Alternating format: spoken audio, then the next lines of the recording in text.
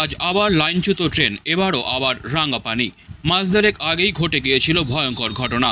আবার সেই একই জায়গা। প্রায় মাস দেড়েক পর ফের ফাঁসি দেওয়ার রাঙ্গাপানিতে ঘটে গেল রেল দুর্ঘটনা। আবারও লাইনচ্যুত হলো ট্রেন, এবার মালগাড়ি।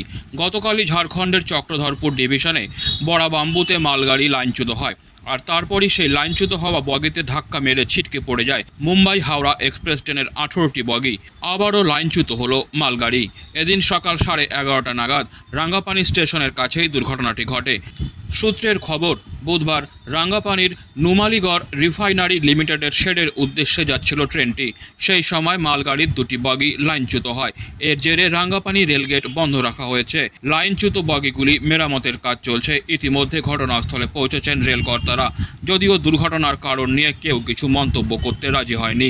উল্লেখ্য, গত 17ই জুন এই রাঙ্গাপানিতেই মালগাড়ির সঙ্গে কাঞ্চনজঙ্ঘা এক্সপ্রেসের সংঘর্ষে 10 জনের মৃত্যু হয়েছিল। মৃতদের মধ্যে মালগাড়ির চালকও ছিলেন। একই জায়গায় বারবার কেন রেল দুর্ঘটনা? প্রশ্নের মুখে রেলের নিরাপত্তা। Disclaimer. This channel may not promote any violent, harmful or legal activities. All content provided by this channel is meant for an educational purpose only.